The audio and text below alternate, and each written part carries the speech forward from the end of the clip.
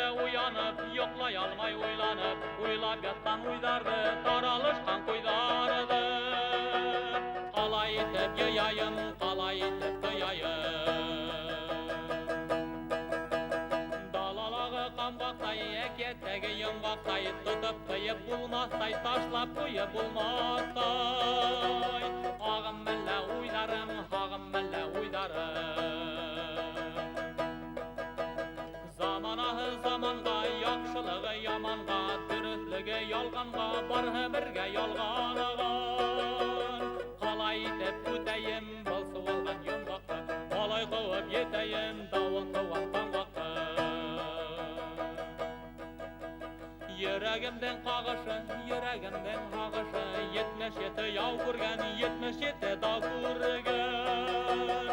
Халқым ғына шул менің, ялқым ғына шул менің.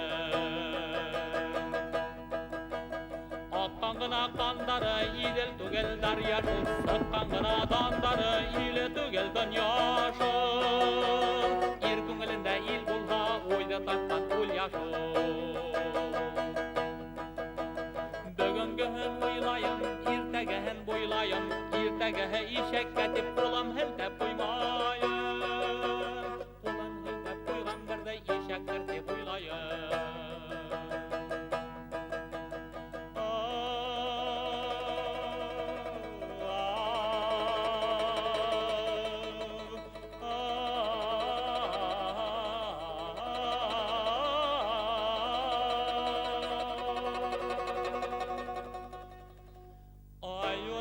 Уралым, ил хақлаған құралым, ятып қалған түнім бар, балқып янған күнім бар. Телді хақлар халқың бар, елді зорлар хақың бар. Халып елдің ұраным, ырғып туғым сұраным, қатмарт миес хақмарым, құрған қамаяқтарым. Хәлігінде ұраным, тек яқшыда юраным. Ил ядмышы ирде екен, ил ертәхін ойлағын, ил ертәхі ишекке деп қолын хілтеп қоймағын. Туйған ерде ергенде, тауған ерден туймағын. Байқапсығам, идел Урал бойдарын, идел Урал бойдарын, идел Урал бойдарын. Ярты түнде уянғанда, недегіне ойлағанда, илім хинде ойдарым, ертегіңде ойдарым, илім хинде ойдарым, ертегіңде ойдарым.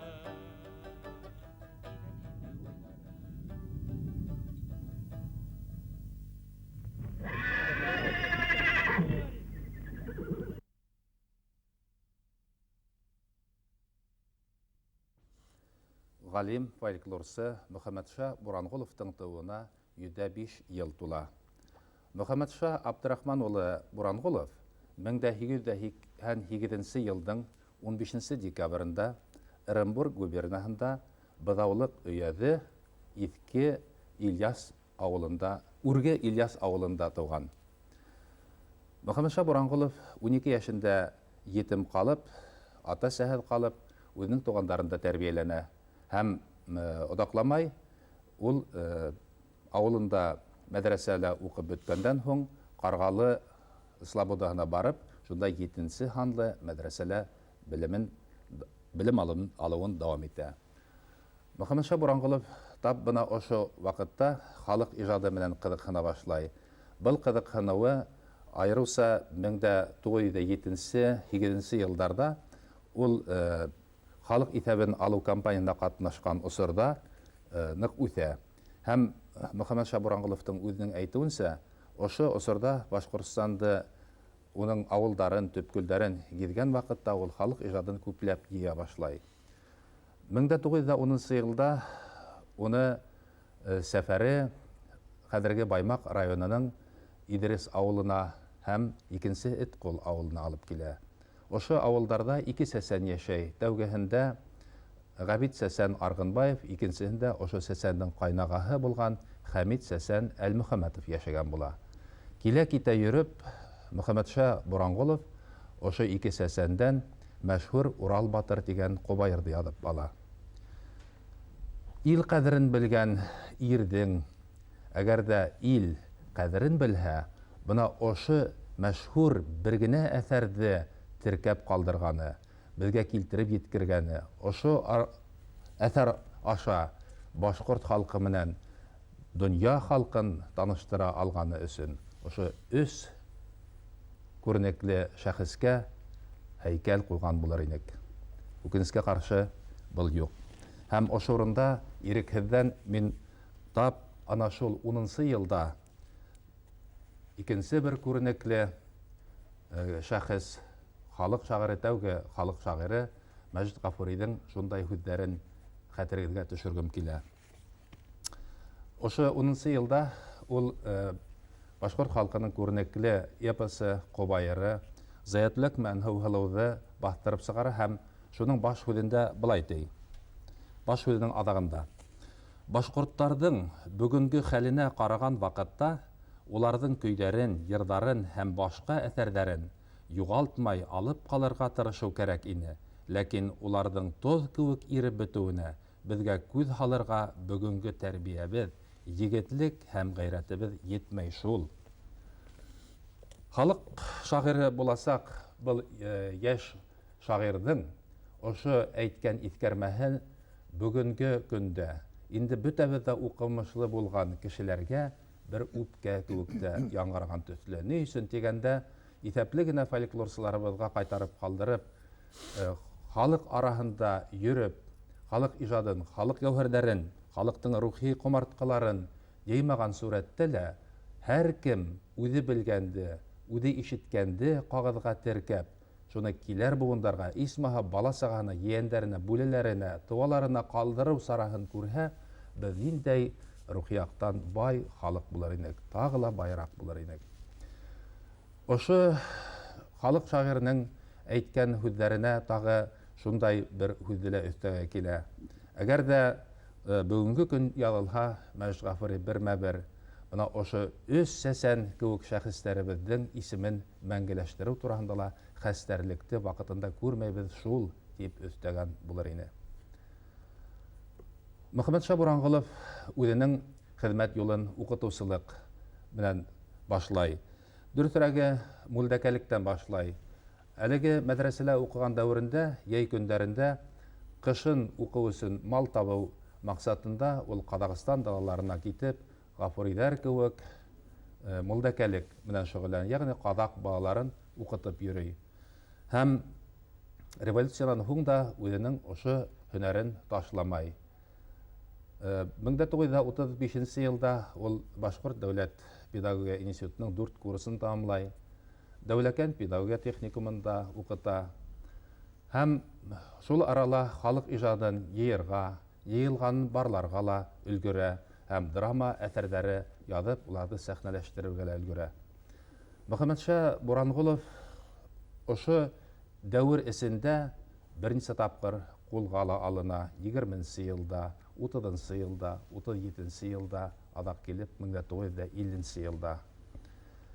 НКВД-ла эшләгән кешеләрҙең һәм ҡайһы бер ҡәләмдәштәренең ҡыҫымдарына ҡарамаҫтан, уларҙың тырышлығы менән оҙаҡ дәүерҙәргә холоҡ төҙәтеү лагерҙарына ебәрелеүенә ҡарамаҫтан, Мөхәммәтша Буранғоловтың бер холҡо төҙәлмәй ҡала.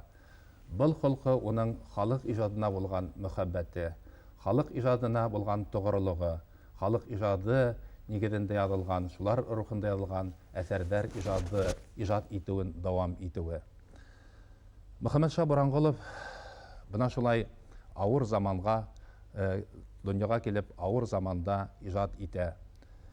Уның әҫәрҙәре ул ҡулға алынған дәүерҙә байтағы юғалып та ҡала. Ҡайһы бер ҡулы бысыраҡ, намыҫы таҙа булмаған бәндәләр тарафынан хатта үҙләштерелә лә, һәм халыҡ шағиры Рәми Ғарипов әйтмешләй, кемдәргәлер нан килтергә, кемдәргәлер дан килтерә. Бына уның әҫәрҙәренән бер исемлек кенә уҡып ишеттерәм. Драматургия өлкәһендә шундай әҫәрҙәр ижад иткән. Зәңгәр шәл 1918 йылда, Буранбай 20 елда, Тәфтиләү, Алпамыша 22 елда, әлі әйтергә онытқалмын, 19 елда біздің Башқұрт драма театры, Академия драма театры, оның Ашқалар деген пьесасын қойудан башлай. Сәлим Кантон 23 елда, Ялан Яркәй 23-26 елдарда, Қарайурға 24 елда, Башқұрт туы 26-43 елдар, Гүлсәсәк 39 ел, Таштуғай 38-59 елдар. Бұлардан тыш сәсән драматург үз қолы менен язған исемлікте Ашқадар 14 ел, 20 елдар, Прокурор 1930 ел, Идуке менен Мұрадым 1942, Өлгі, Батыр қыздар, Етәксі, Қатын қыздар, Ысын мүхәббәт, Қызыл таш деген пьесалар язған болған. Бұнан тыш ол Мәргән, Таштуғай деген либреттолар ижад еткен, Ашқадар 14 елда, Айһылыу 1930 елда деген повестер ижад еткен болған. Бұна бұл мирастардың әлі аталғандарының көптері бүгін бізге білдәһед. Сүнки әліге сителтіліп жүрген дәуірде оға өзінің мирасы хақында қайғыртырға тура келмей. Ол қолға алынғас байтақ әсердерін ана шул қолға алғандар һәм оның мирасын янәһілі опис яһау өсін алып кетелер һәм шудың менен улар ғайып була.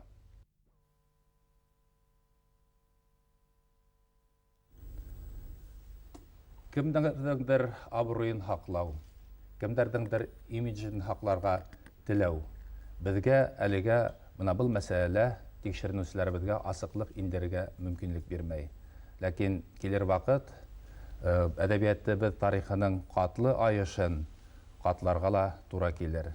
Мұна шул вақытта халық шағиры әйтмешлей, әйтерһің қарт ғодақ ияһе әйләнгіләп қуя қәбірдә деген көк, кімдергелер тар қәбірдә әйләнгіләп қойырға ла тура келуі ихтимал.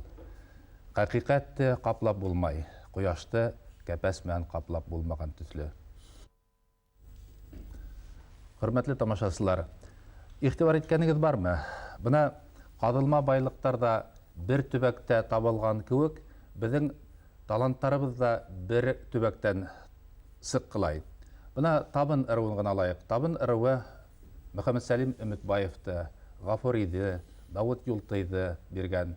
Бүгін енді екінші, үшінші буын ядусылар өтеп келе. Ерсыларыбыз да шулай. Әйтейік, Урал артынан, Учалы әбиәлі яқтарынан, Баймақ яғынан көпме ерсыларыбыз, композитордарыбыз сыққан.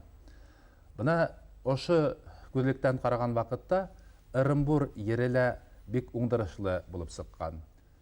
Бүгінгі күндегі өз халық шағирының бір әуhe.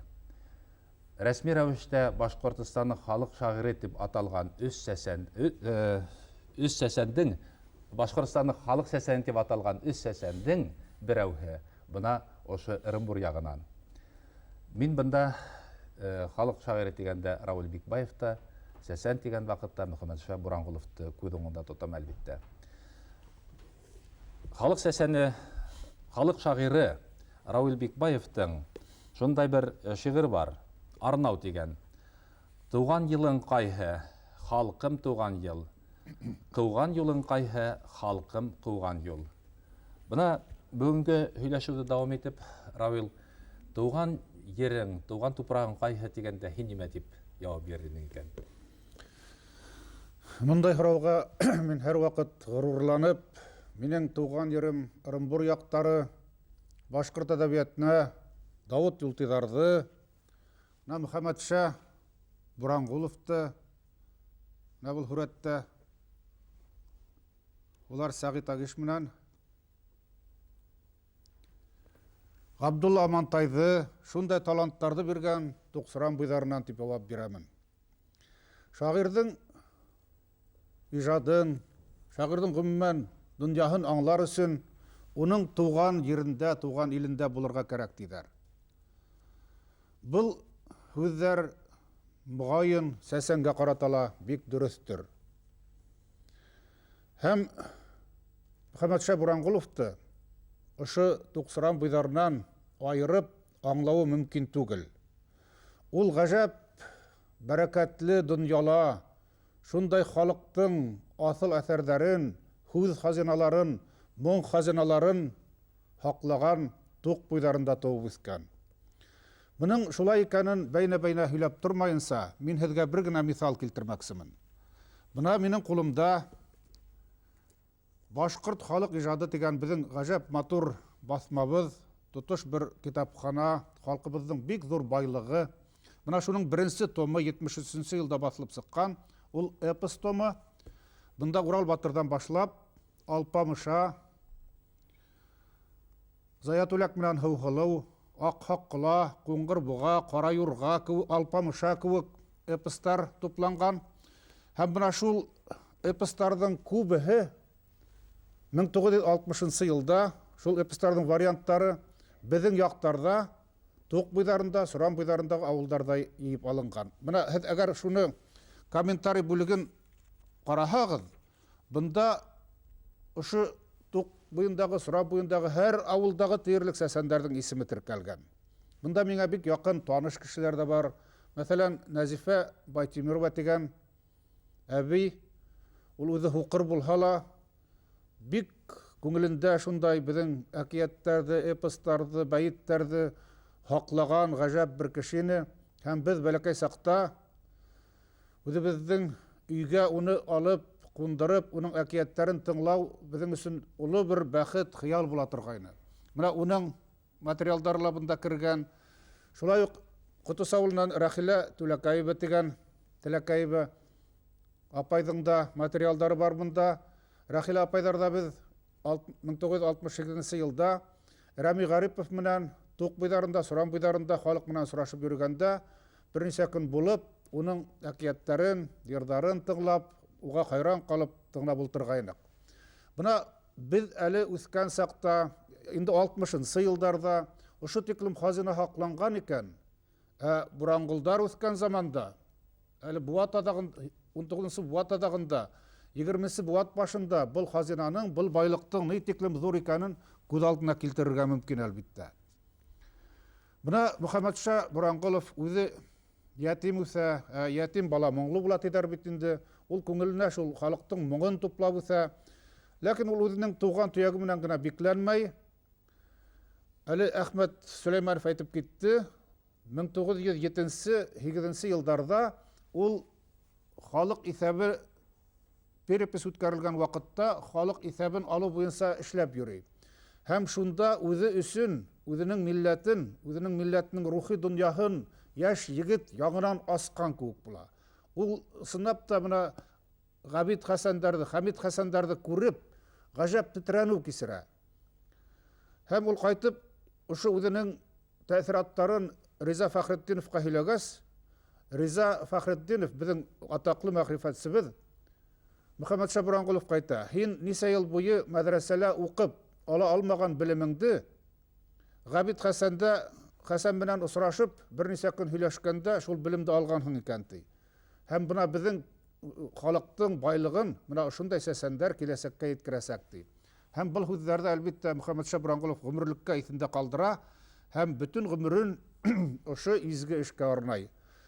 Ул халыҡ, кешеләр иҫәбен, халыҡ иҫәбен алырға тип юлға сыҡҡан булһа, инде уның юлы икенсе юлға әйләнеп китә. Ул халыҡ күңелендәге байлыҡтың иҫәбен алыу, шуны теркәү, шуны барлау, шуны йыйыу юлына баҫып китә. Был ғәжәп боролош, ғәжәп һынылыш була уның тормошонда. Һәм ул үҙенең бөтә ғүмерен ошоға арнай. Мин хәҙер баяғы шиғырға әйләнеп ҡайтмаҡсымын. Тыуған йылың ҡайһы халҡым, тыуған йыл, ҡыуған юлың ҡайһы халҡым, ҡыуған юл тигән. Уның һуңғы юлдары былай тип тамамлана. Хәл өҫтөндә васият әйтер саҡта йыр сығарған халҡым, Аллаларҙы хатта ауҙарырға бар бит халҡым хаҡың. Тик бер Аллам ҡалды ерҙә, халҡым, тик бер Аллам ҡалһын дуҫым, халҡым. Бына Мөхәммәтша Буранғоловты яҙмыш бик күп тапҡырҙар васият әйтер хәлдәргә китереп терәп ҡуя. Ләкин ул шул саҡта ла йыр сығарыуын, йыр өсөн йәшәүен, һүҙ өсөн, халыҡ ижады өсөн йәшәүен онотмай. Ғөмүмән, беҙҙең тарихта ундай зур, көчле рухлы шәхестәр күп булган. Менә шуларның иң сагударының бере Мөхәммәтша Буранқолов. Уның язмышын уйлаһаң, хайран калып куяһың. Менә бәгъзе халыкларда үзләренең эпостары булмаган халыкларда юкты бар итәргә тырышалар. Кайдандыр ярсыктардан тиргизеп булһала үзләренең эпостарын булдырырга тырышалар. Әйтәйек, бөтен дөньяга танылган Карелов-Фен эпосы Калевала. Уны кем генә белмәй хәзер. Уның төбенә төшеп, барлап тикшереп караһаң, ул шул көйе халык күңелендә хакланып яшәмәгән әсәр. Уны галимдар кисәктәрдән, ярсыктардан җыеп, бер формага индереп, сюжетка корып, шундай эпосты тудыргандар. Шул ук хәл Эстон эпосы менән. Һәм бына ул галимдар хәзер халыктың милли горурлыгы булып, милли геройдары булып, халык күңелендә яшәйдәр. Һәм улар һәр вакыт хөрмәт күреп яшәгәннәр тирсактарында. Бына безнең меңәр еллар буе яшәп килгән эпосыбызды әле үсмер сагынан, хатта ат биреп, егет сагынан ат биреп, сәсәндәрдән язып алып, нисә еллар буе хаклап, шуңа кат-кат әйләнеп кайтып, шуның өчен гомерен биргән кеше, уның башы төрмәләрдән сыкмай. Бuna ниндәй кырагайлык бездә, ниндәй вахшилек, bunday хәлдән минеңсә бер yerдә лә булганы юктыр дип уйлыйм мин. Ләкин хакыйкать барыбер еңеп чыга. Бuna Мөхәммәтша Буранқолов ул безнең милләттең аңында гына яшәячәк кеше түгел. Әгәр фольклор дигән әйбер бар икән, әгәр эпос һәм башка кумарткалар тураһында халык, кешелек онытмай икән, ул әлбәттә Мөхәммәтша Буранқоловты ла онытмаячак. Кызганычка каршы без буларның барысын да хуңлабрак аңлайбыз. Мин Мөхәммәтша бабай дип әйтәбез инде без аны, үзебезнең яқсы әйткәндә, Мөхәммәтша Буранқолов менән уның өмеренең һуңгы елларында аралашып яшәргә туры килде, уның йортында ла булырга туры килде, ул минең гаиләлә булганы булды. Һөйләшеп бултырырга, аралашырга, ләкин әллә яшьрәк булынган, барыбер ул кешенең шундай шәхесенең шул тиклем куласын, уның бөеклеген әлбәттә аңлап бетелмәгән кызганычка каршы. Менә тауның эргәһендә торып, тауның бөеклеген аңлап булмай тидәр. Шуның һымак Мөхәммәтша Буранқоловты ла әле киләсәк асасак, ул заман кешеһе генә түгел, ул заманалар кешеһе. Һәм бунан 5 ел элек Мөхәммәтша Буранқоловтың 100 еллыгы шундай шаулап үтте. Уның туган яктарында ла хәзер уның исемендә халык үзәге эшләй Тук буенда. Мөхәммәтша Буранқолов исемендәге бик һәйбәт эшләр эшләйдәр алар. Бuna быел уның 105 еллыгын үткәрергә яналар. Ошо эшләр Мәләвиз калаһында ла үтәсәк. Димәк, Мөхәммәтша Буранқолов яңадан кайта һәм инде ниндәйдер яберләнгән формула түгел, яберләнгән рәвештә түгел, үзенең куласын киреп, ныклы басып, халык менән ихлас сөйләшеп, яңадан безнең арабызга килә. Равил, үдәк газеталардан күзәтә киләһеңдер, уларда ла радион тоташларың, радиола телевидение ассаң, зәңгәр экранда ла бер үк фикер яңгырай башланы. Янәһеле демократия, иктисад, сәясәт турында кайгырталар. Асылда үзләренең сәясәте турында гына, үзләренең амбициясы турында гына кайгырталар. Һәм һуңгы вакытта патриотизм дигән һүз бөтенләй онытылып китте. Хатта уны ниндәйдер кимәлдә фашистик националь социалистлар белән аваздаш булган өчен алдына кушымта куеп, националь патриотизм дигән һүз куллана башладылар. Бuna башкорт халкы элегелектән патриот булган, ул ватанчысы булган. Бuna һинең иҗадыңа ла, Мөхәммәтша Буранқоловтың иҗадына ла ошо рух бик характерлы. Шуннан тагы бер тап килеш турында әйтеп китәм. Мөхәммәтша Буранқолов белән һез якташ кына түгел, һезнең туган айдарыгыз да бер. Бuna 15-нде, декабрьдән 15-нде уның 105 елы, 12-һендә уга тиклем һинең туган көн. Форсаттан файдаланып, һине туган көнең белән котлайм. Иҗатыгыз һәр вакыт нашлай аваздаш булган, халыкка, халык сәсәне күк, халык шагыйрьла, халыкка, халыксан хезмәт итһен. Рәхмәт. Һаулык. Әлбәттә, бүгенге шигърият турында бүгінгі шағирдың бурыстары һәм авырлыктары турасында күп сөйләргә мөмкин булыр, ләкин мин бер генә һүз әйтәмен.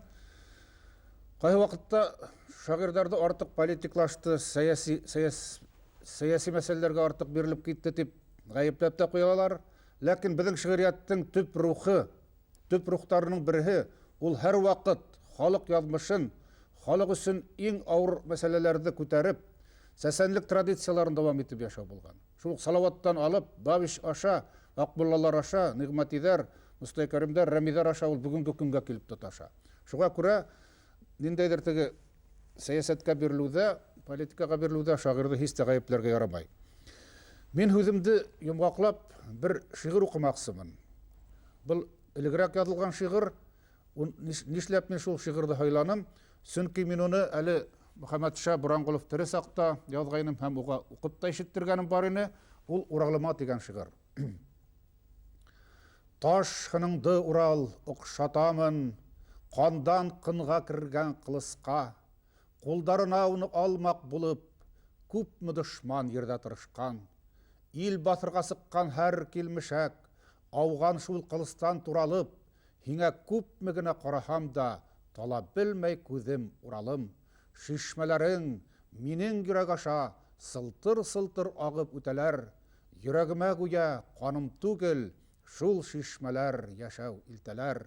Һиңә бакһам, күңелем күтәренке, киләсәгем шат та, тыныс та, чөнки беләм, иңдәрендә илдең Урал дигән һынмаҫ кылыс бар.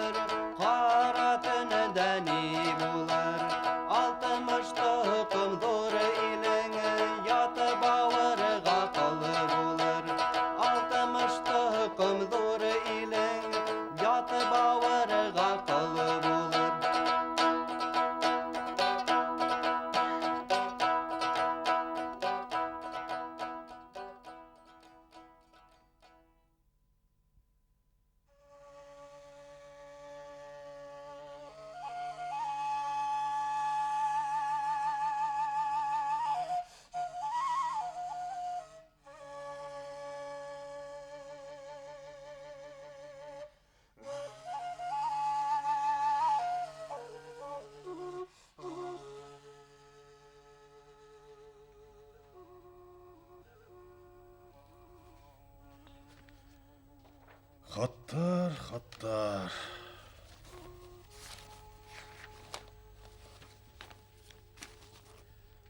Башкортстанның баш прокуратураһына язган хат. Хрущев исеменә язылган хат.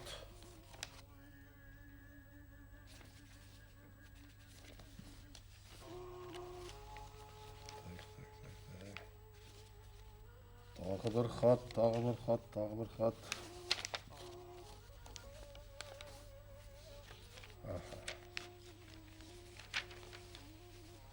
Суслов иптәшкә язылган хат.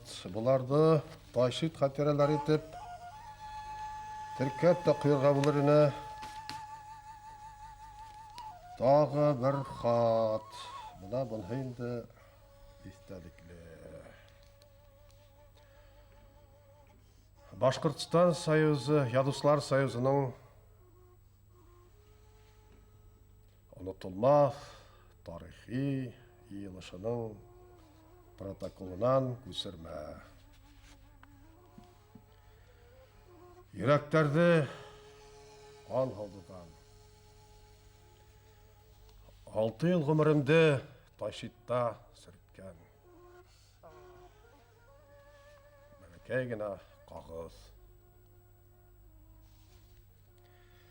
Бәлки гомердән теге осынан ул гына өлешен йолкып талгандыр әле бу кагызлар.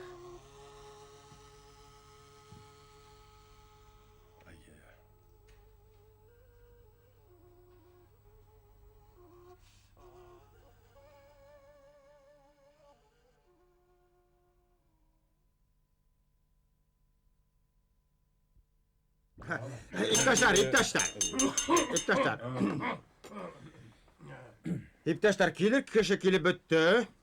Barlığı onu sağıza. Kengeytilgen oltırışta başlayma. Başlaydı.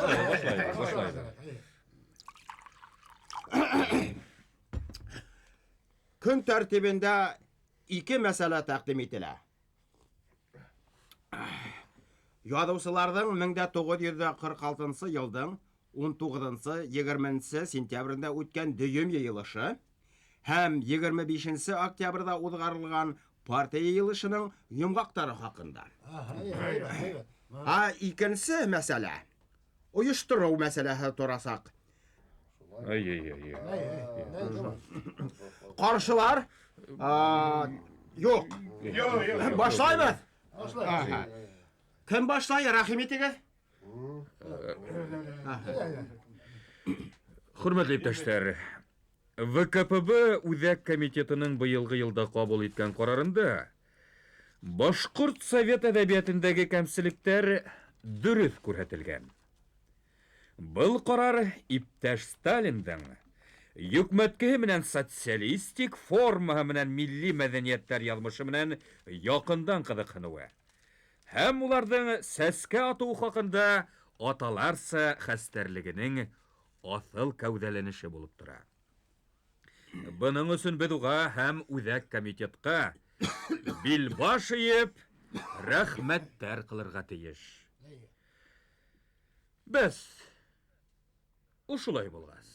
Без Буранголов иптәштең иҗадына, әгәр уның эшмәкәрлеген шулай тип атап булһа, күз йомып кала алмайбыз. Башкорт совет әдәбиятындагы иң төп кәмселектәр милләтселек күренеше уның әсәрләренә хас. Буранголовтың бөтә иҗады милләтселек менән хугарылган. Тарихи темага уның тарафынан язылган пьесаларда башкорт халкының үткәне милләтселек файдаһына булып күрһәтелә. Хәзерге темага язган әйберләрендә иһә совет ысын барлыгы булып күрһәтелә иптәшләр. Башкорт әдәбиятының икенче зур хатаһы Баязит Бикбай жанындагы айрым әсәрләр. Бикбаев та башкорт халкының тарихын булып күрһәтте. Хәзерге заман темаһына язганда совет яшьләренә яла якты. Әйтелгәндәрдән сыгып, мин орг выводтар яһарга вакыт дип тәкъдим итер идем. Айрым алганда Буранголовтың союзда калу калмавын кисектермәй хәл итәргә кирәк булар иптәшләр. Буранголов иптәш үзен җаваплы итеп ханаймы, юкмы?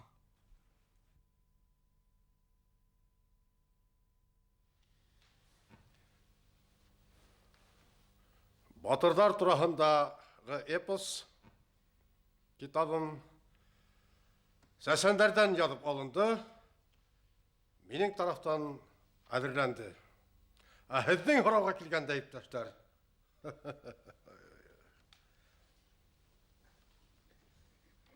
Буранғұловтың ижады местничество һәм националистик ориентациянан үткән ижад.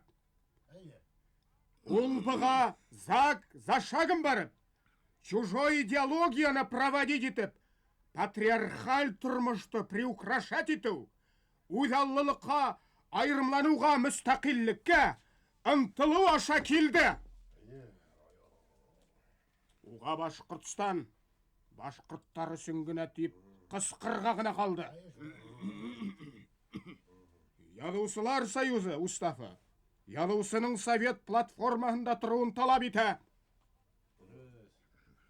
Әйтелгәндәрҙән сығып, мин, иптәштәр, Буранғоловты союздан сығар ваҡыт етте тип иҫәпләйем.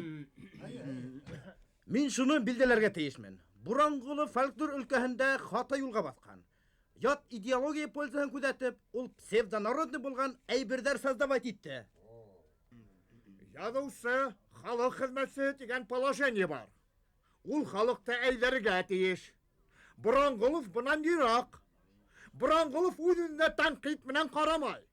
Партия күрһәткән хаталарҙы танымай. Иптәштәр, мин тағы бер һүҙ әйтәйем. Рәхимит. Буранғоловтың ижади платформаһы беҙгә ят бит, иптәштәр.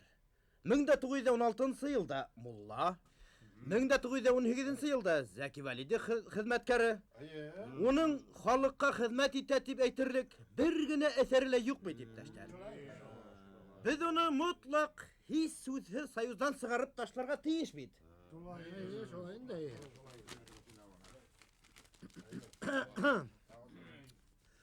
Буранғоловтың сығышында искреннес юҡ.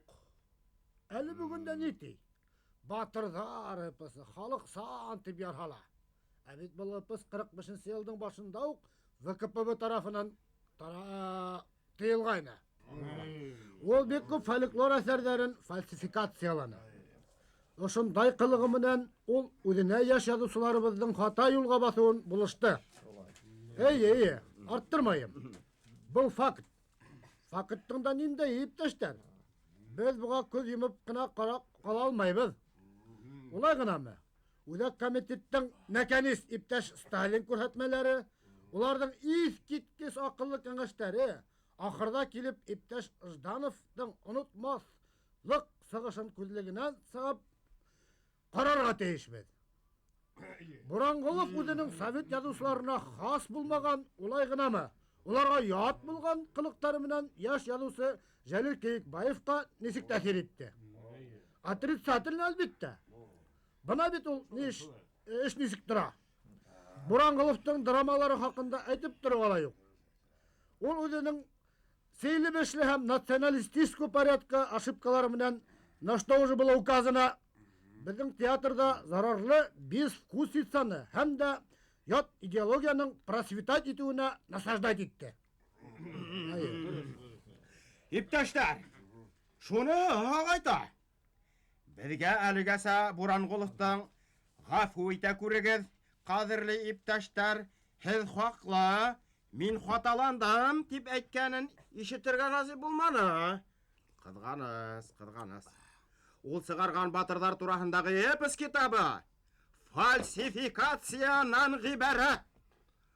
Ул һаман үҙенекен һөйләй. Йәнәһе, улай түгел, былай. Яғни, мәҫәлән, ул әйткәнсе, был нәмә халыҡтыҡы. Ул тут причем? Әйтегеҙ әле, причем? Халыҡ ижад иткән әйбер не может быть реакционнан. Буранғолов һымаҡ фальсификаторҙар, фальсификаторҙар ғына халыҡ анйыларын извращать итеү мөмкин. Шулай бит, иптәштәр? Бында бер генә тәҡдим әйтелде. Башҡаһы уның булыуы ла мөмкин түгел. Мин шул тәҡдимгә ҡушылам. Буранғоловты Башҡортостан Совет Яҙыусылары союзынан һөрөп сығарырға. Тауыш. Ҡарар проектын уҡыр өсөн һүҙ сәркәтипкә бирелә. Констатацион өлөшөн уҡып тормайым, иптәштәр. Кәрәкмәй, артыма. Башқұртстан Совет Ядушылары Союзының жауаплы секретары. Өз ипташтың Ядусы Бұранғылов ижадындағы крупнейший националистик рухтағы хаталары турасындағы информацияны тыңлап, идараның кеңейтілген ултырашы қарар ите. А. Өзінің бүт ижад иту дәуірінде Бұранғыловтың в идейном отношении выдержанный бір генә әсәр тудырмауын, тарихи темаға ядылғандарының үткәндәрді приукрашат итуі, патриархаль феодаль құрылышты яқлау рухында, милләтшілік рухында, яясында. Идеукәй менән мұразым, башқұрт туы, гүл сәсәк, һәм башқа күптер. Яялар ябыла. Ядылау сәбәпле ул оказался не на платформе советской власти. Б. Башқұрт халқының ауыз тіл ижадын ейіп, националистик идеялар файдасына башқұрт халқын урыс халқына қаршы қойып, уларды бұда. Яялар ісінде. Идеукәй менән мұразым, эпосы һәм башқалар. В. Қазіргі заман темасына Бұранғылов язған пьесалар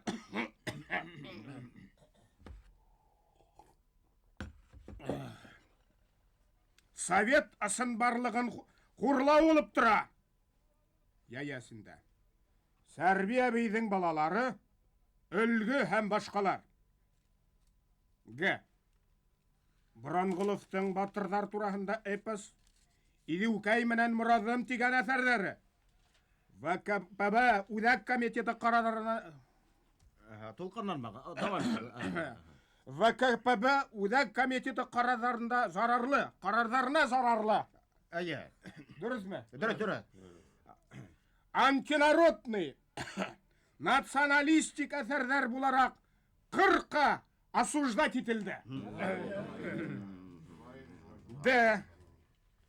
Бұранғыловтың элек религиоз деятель яясыла.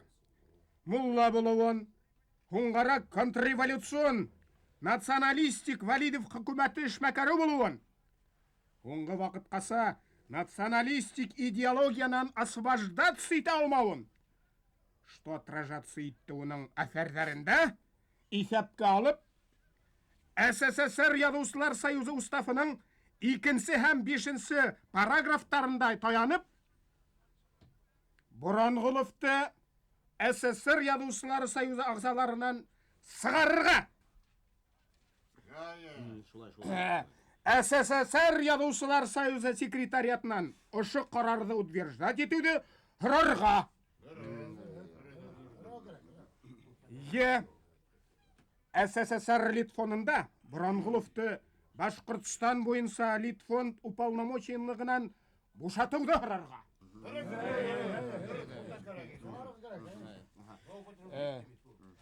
Йо.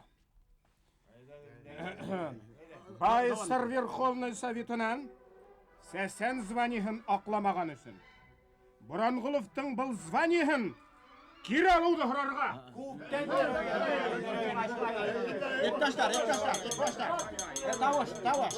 Таваш. Ошы қарар проекті хақында ниндей фікірдер болар?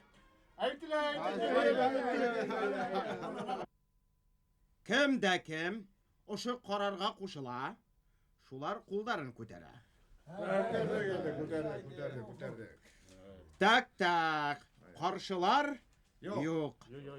Қарар бір тауыштан қабыл етілді. Ипташтар, ошындай қатмарлы мәсәләні хал еткенде бірден болуғыз мені шатландыра. Бұл ипташтар, біздің ипташ Сталинға улхыдған юлға нейтеклем тұғыру болуғызыла Совет сын барлығын, өткендерді бұдып, социализм идеяларына, большевизм идеологиясына яла яғусылар менен кирешмәсәнлігі біздің де бір яркий примері болар. Бұранғыловқа, Бұранғыловқа, өйде алдында хығымталар яхарға, Совет власына һәм социалистик идеяларға тұғыры большевистик идеология халдаты болған ыссын совет ядусыһы исемен ғұрыр көтәрүсе ядусыларыбызға қамасауламасқа тәқдим итер инем.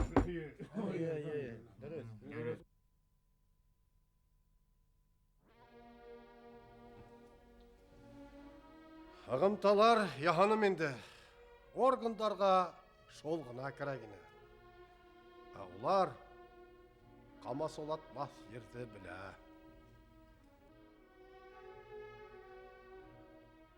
Тройка үшін подсказка болған бұл қарардың сығы унала, оны қабыл етушілердің тілегені алдарына келіп, Тайшет тарафтарында казенный йортта яшап, казенный ипмәк ашап, қайтқанға ла ней заман.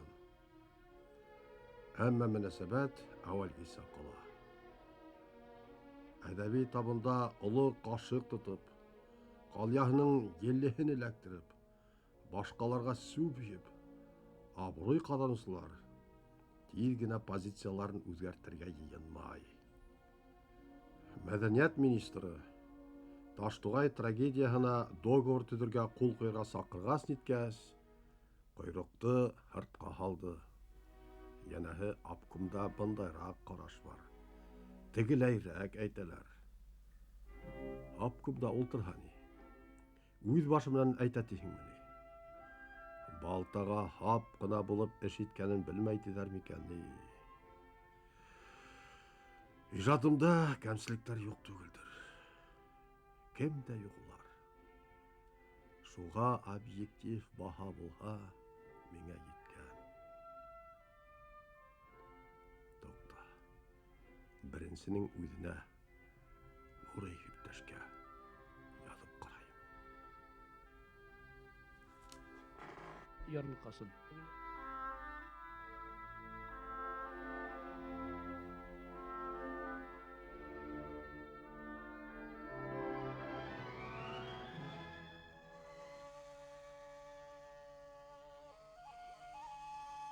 КПСС-тың Башқұртыстан өлкә комитетінің бірінші секретары иптәш Нуриевқа.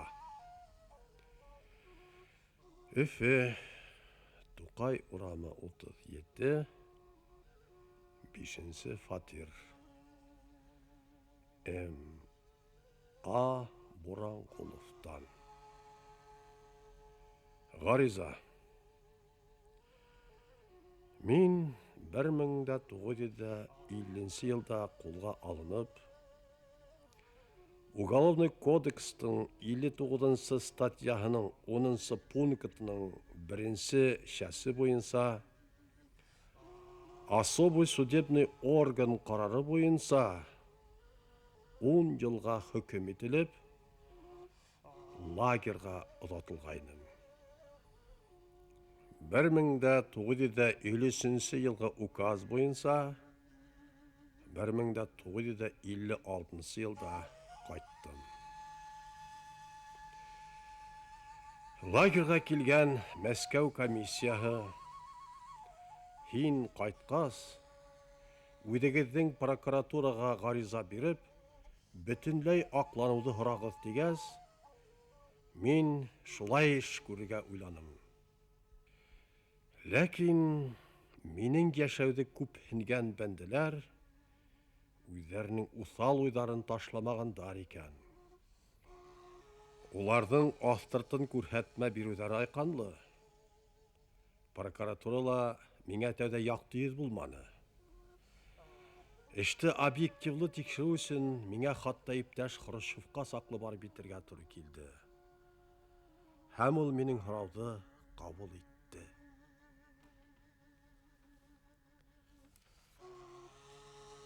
Суд ҡарарынан һуң, Языусылар союзы ағзаһы булыуымды ла Башҡорт халыҡ сәсән исемде лә восстановить иттеләр. Инде нимә ҡалды?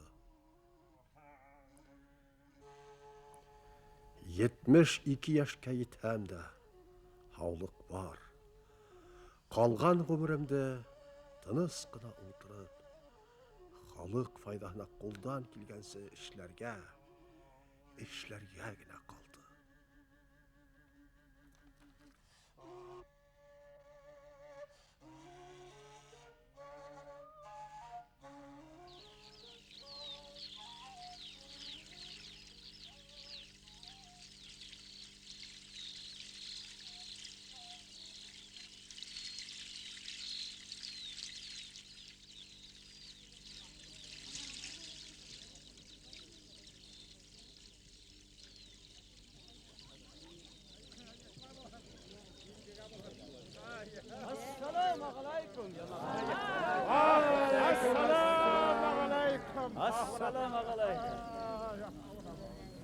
Аққақалдар, азаматтар, бүгін бүті тире яқта батырлығы, байлығы менен дан қаданған ханнан мырдаға қыдымды берерге болып, Қыпшақ аруы менен дус болыштым.